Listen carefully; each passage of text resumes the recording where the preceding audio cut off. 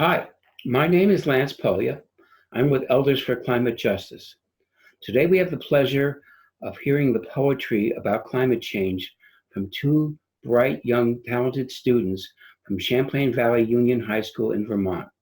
The first is Sophie Dorriman, who's a junior, and the second is Hazel Chevalier, who is a sophomore. I had the pleasure of meeting Sophie and Hazel at a 350 Vermont Convergence, an annual meeting held in Vermont. Sophie and Hazel read their poetry to the entire audience, and everyone was clearly affected by their beautiful readings.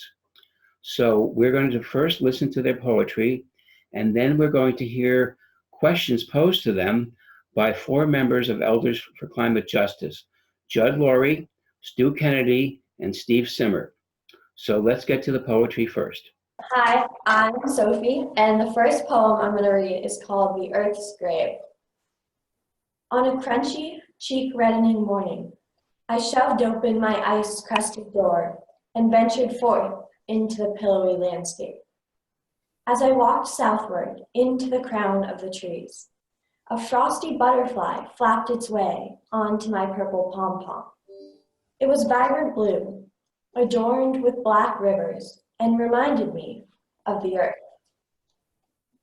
But it had these ice crystals threaded upon its wings that seemed to weigh it down, or perhaps just petrify it, preventing any type of progress. So I pulled off my gloves and cradled the butterfly with bare human hands. I allowed myself to seep into those promising wings. The crystals retreated and the black rivers began to flow. The world came alive. Excitement spiked through my hands. I held on more tightly, for look at the wonderful impact a human can have. The black rivers raged and they rose, peeling away chunks of beautiful blue. The wings were set into an unstoppable frenzy. My pinky finger noticed the unease, but its warnings were nothing compared to the rest of my hand's comfort. The black ink seeped into the blue in earnest now. Blue patches turned a nasty, muddy brown, shriveling up from toxic heat, toxic touch. The pinky was screaming. It pulled away in protest. The rest of my hand was concerned, but not enough to warrant action. And so the butterfly remained shackled to the human grip. And so it went, until the frail, colorless butterfly gave one last shudder before falling limp and useless in my outstretched hands.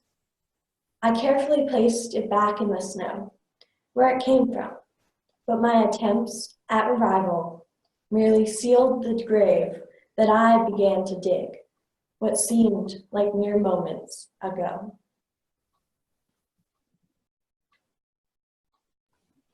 Thank you. Yeah.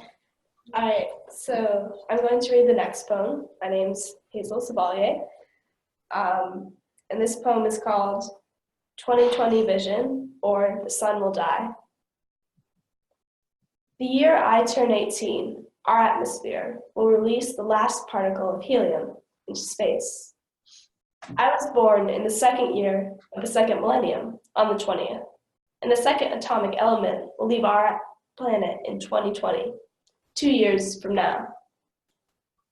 If the universe is made up of math, all algebra, glimmering with geometry, tinted in trig, and cradled in calculus, then tell me, is 18 an equation where if 1 is singularity and 8 is upright infinity, then 18 equals adulthood?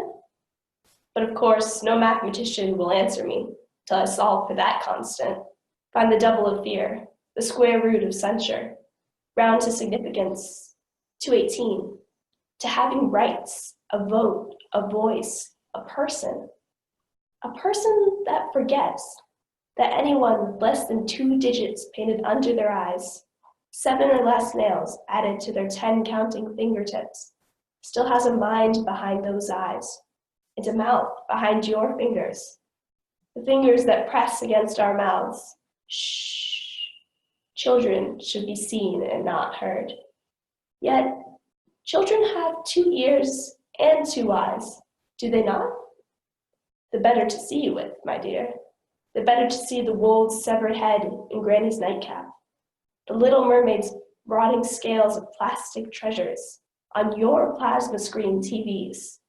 You can cradle your false remote, but we did not study the secrets of the stars to spoon-feed our nearly grown children lies of innocence. It was the child that found the rest of Snow White's poisoned apple, and a child's corpse that will lay in the silicone casket, their soul floating up, up, up. Helium follows, extricating itself from Earth's gravity by lack of mass, only 2 neutrons to its number. Some are too pure for this world. Oh, really? The false fragility you inflict won't stop us from staying, from working, like the 117 other elements, straining to hold the matter of our world together, though our second digit isn't equal to or greater than 8. The helium, fuel of the stars, named 150 years ago for the god of the sun, is leaving our atmosphere. It has for millennia, and radioactive decay in the Earth's crust has restored it. Alpha particles are emitted, each equivalent to a helium nucleus, which steals 2 electrons for energy. Trickling through the cracks in the crust, it floats up, up, up. But now, our explosion has outpaced its production, so we produce our own. For this element is intertwined with oil, this ultralight gas with the so-called natural one, which is mined and compressed to eke out its helium. The helium is being bled from our Earth, and I refuse to wait for balloons to become obsolete, for MRI machines to cease their vital beep, beep, beep, before I fill my future. What is 18, 21, 4.6 billion, the very age of the Earth, except a number? This country claims that age is experience, but some see more for each turn of the Earth than others will in an entire circuit of the sun. Twinkle, twinkle, little star, how I wonder what you are. Tell me I don't know, that I can only gaze longingly at the stars, without even my fingertips brushing the outermost rays, but they do. I know that stars are spheres of plasma, fusing hydrogen atoms into helium in their cores. I know that when the hydrogen is gone, they frantically fuse larger elements, building the blocks of life in death. I know our sun will die, too, and I ask you, if you were witness to the eminence of a supernova, would you just stand there and wait? Thank you, Max. Okay, this is called We the People. I'm furious, and that's saying a lot for me. And I'm tired of this fight of climate and corporations, oil and overheating, melting and methane, of people who care scrapping at the outskirts of climate power. I'm 16 and like to cross-country ski in the woods behind my house. But when I'm 36, when I want to hike in the woods with my kids, I'm afraid there won't be any trees. When I want to teach them to ski, I'm afraid there won't be any snow. And when I want to teach them to protect this earth, I'm afraid there will be nothing left to save. I can't hurtle through time and guarantee those human rights will exist 20 years from now. I can't grab the world with an outstretched arm and paint it green again. I'm 16, with ample years ahead of me, with ample passions and ideas burning in my chest. But I don't have a US flag pinned to my suit jacket. I don't have an oil company under my name. And I don't have the power to force a better future upon us all. So, I chip off the power-plastered wall one flake at a time. I lay the seeds for my future in the small actions of today. We make choices. Everything we do holds an opportunity to give back to the land that has given us our paths of life. Every action, every word tells a story of the individual struggling to create change within their own little world. Each little world touches a million other worlds in each lifetime. And so I believe a movement can sprout, lasting change can take root, the caring unite on a quest to save the planet. And so, I stand in the cafeteria on the first day of school and tell people whose names I don't even know, the wax paper is actually compostable. I show up with sticky notes in a color-coded planner coded in last night's climate project ideas. I'm 16 and I write poetry.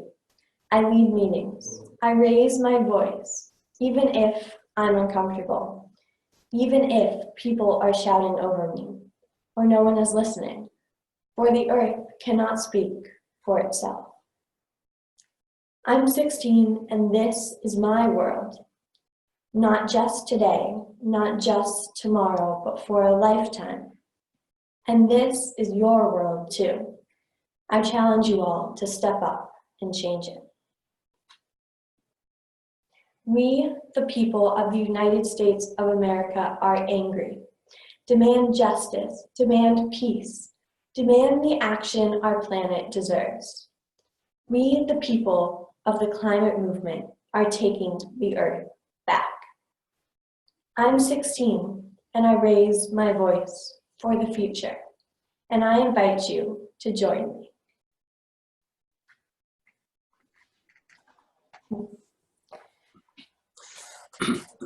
Thank you. Thank you, Sophie and Hazel. Those were very inspiring poems. So we're going to follow with a couple of questions. And the first is the obvious one, which is, what inspired you to write such poignant poetry? Living in Vermont definitely gives me a heightened love of nature. And as I said in my poem, I love to hike and cross-country ski in the woods behind my house. And so I feel very passionately that we protect it. And so when I got to high school, I became involved with Environmental Action Club. And this year, I'm co-president. And one of the ideas I really wanted to bring to life was an environmentally themed poetry slam. And so Hazel and I teamed up with Young Writers Project and made that a reality. And so we wrote these poems to share at that event and also pulled some ones from before.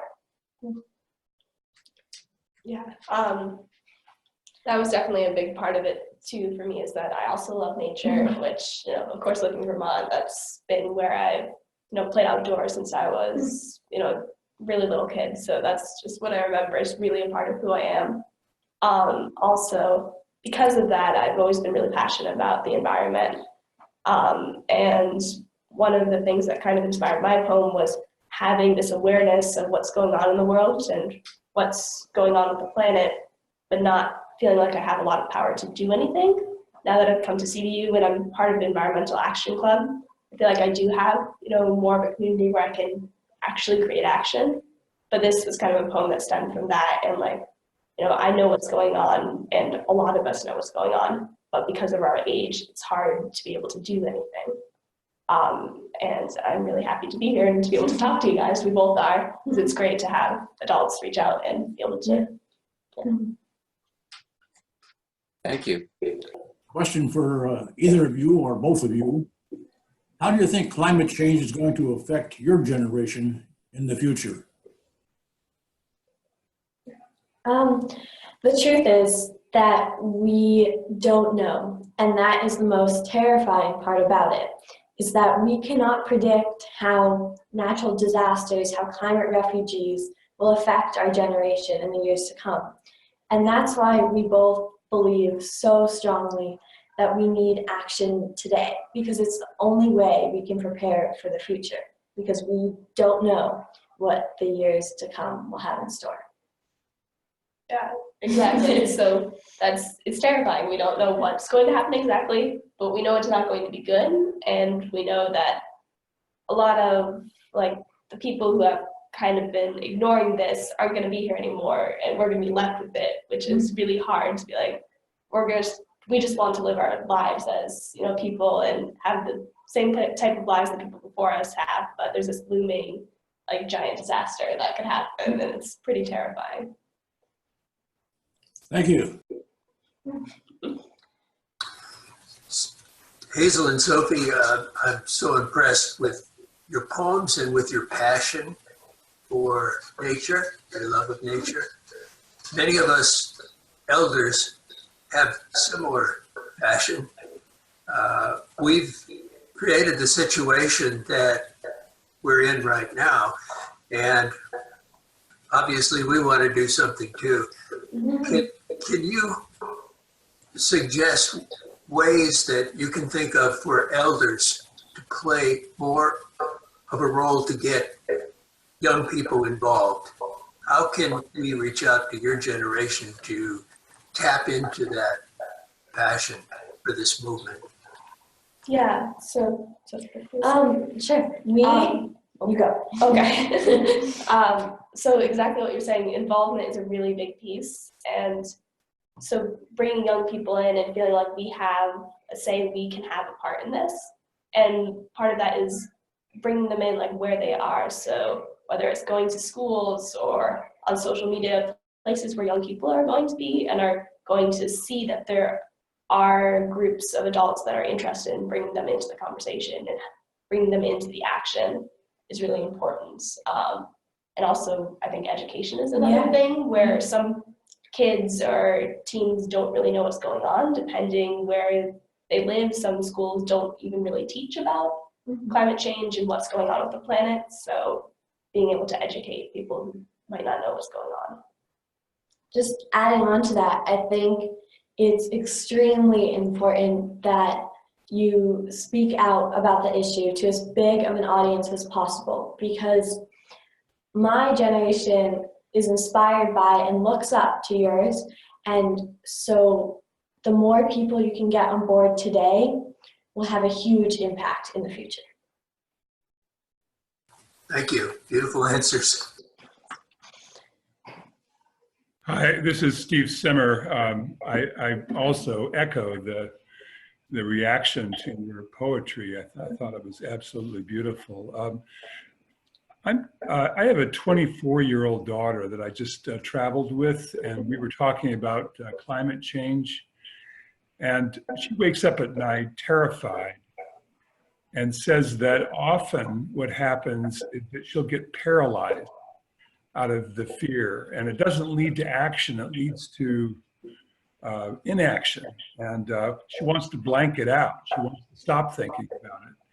And I'm curious whether that kind of thing ever happens to you, and what we can do about the fact that I think a lot of people are that way. They kind of blank out and they get paralyzed when they hear about climate change because the data, the predictions are so dire. Yeah, so that is definitely a big problem where, because it's such like you're saying, huge issue, it's frankly rather terrifying. A lot of people just kind of block it out. That's how our brains are kind of structured, is to block out things that scare us so much that don't seem like immediate threats, but are still scary. And I mean, I'm sure that's been a problem for most people. It's been a problem for me, is that sometimes it's just like, it feels like too much and you just don't want to think about it. I think that's where what Sophie was reading about in her second poem really comes in, where for now, especially with people our age, you just need to focus on your area to start. Look at what change you can make in your community. Don't take the whole world on at once, the whole ocean on at once. Look at what's happening in your town and a couple towns over. Start there and see what you can do there, and then let it spread out from there. Yeah, I totally agree with Hazel. One of the things we've been stressing in our club at school is active hope. And we've actually been having the same conversation. And one of the things that we've really tried to do is do small things, but a bunch of small things. So stuff like we stood at the sorting stations at our school to encourage more people to compost. And little things like that, they add up, and they also empower people to continue their work to combat climate change. Yeah. And there's a lot we can do even in our own lives that just makes us feel like we're at least trying to do something, and which can lead to bigger things. Like right now we're looking at our food choices and how that impacts the planet.